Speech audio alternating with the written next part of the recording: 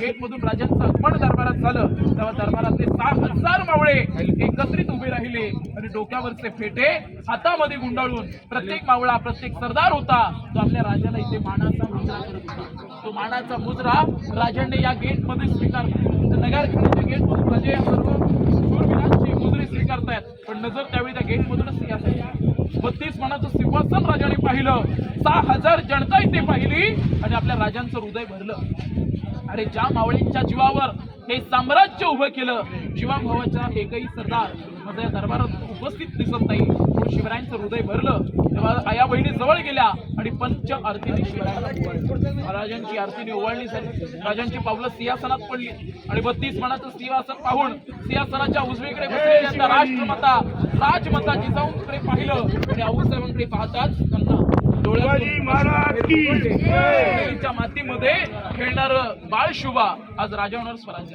म्हणजे आऊसाहेबांचं जे स्वप्न होतं की राजे छत्रपती व्हावे ते स्वप्न त्यांना या प्रत्येकात रायगड भूमीत पाहता येतं। त्यांच्या डोळ्यातून आनंदाचे अश्रू उघळत होते आणि आपल्या राजाचं भरलेलं हृदय आऊसाहेबांना म्हणतंय की आऊसाहेब स्वराज्याची पहिली पायरी चढतोय, आधी लगीन कोंढाण्याचं आणि मगच माझ्या रायबाचं हे सांगणारा या दरबारात माझा तानाजी उपस्थित नाही।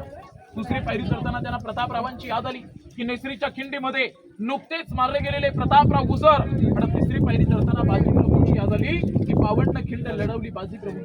लाख मेले तरी चालतील असे पण लाखाचे पोसिंदे आहात राजे तुम्ही विशाळगड गाठा तोपर्यंत एकही गणित पुढे करू देणार नाही असा शब्द दिला होता। चौथी पायरी चढताना मुरारबाजींची याद आली, अरे पुरंदर किल्ल्याला तह पडला आणि पुरंदराच्या तहात मारले गेले मुरारबाजी आणि जन्माला जरी शिवा काशीत आलो असलो तरी मर्दाना शिवाजी महाराज पुरे त्याच्यापेक्षा मरायला भाग्य मिळणार नाही। मर्दाच्या दारात उभे राहणारे ते शिवा काशीत अशा असंख्य शूरवीरांची नावं घेत राजे सिंहासनाला मुजरा करतात। आऊसाहेबांचं दर्शन करून सिंहासनामध्ये आपले राजे खऱ्या अर्थाने छत्रपती झाले आणि नगारखान्यावर नगारे सनई चौघडे वाजले।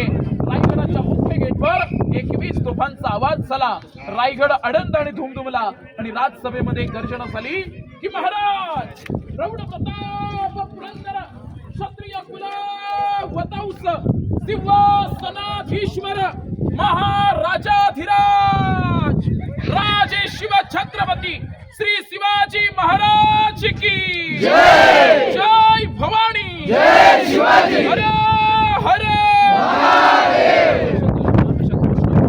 राज्याभिषेक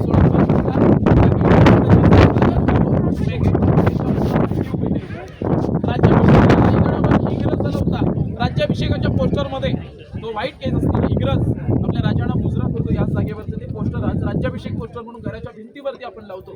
तो इंग्रज राजांना मुजरा करण्याचं कारण होतं की इंग्रज काही चढून आला होता, येताना थकून गेला होता, दमछाक झाली होती आणि रायगडाच्या राजसभेत इंग्रजाने हत्ती पाहिले। तो इंग्रज आश्चर्यचकित झाला की मी 2 पायचा माणूस, हा गड चढून येताना मी थकलो, अगदी माझी दमछाक झाली आणि 4 पायचा बलाढ्य प्राणी हत्ती हा हत्ती गडावर आला कसा? तर हत्ती येणं एवढ्या उंचावर शक्य नव्हतं।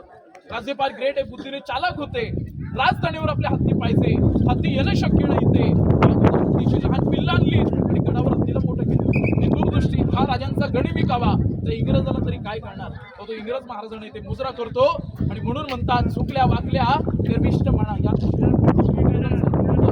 दरबारात राजांपुढे चुकली। समोरचा गेट नगरखाना 52 फूट उंचीचा गेट लांबून पाहिल्यानंतर मला गेट ऑफ इंडिया इंग्रजांनी याला पाहून मुंबईला गेट ऑफ इंडिया उभारला। नगरखान्याचे नगारे वाजले, गडाचे गेट बंद व्हायचे, सकाळी गेटवर नगारे वाजतील, गेट सगळे ओपन होतील असं नियम होता। या नगरखान्यातूनच पुढे होळीचा माळ बाजारपेठेकडे जायचं आपल्याला। दर्शन घ्या, फोटो घ्या, मग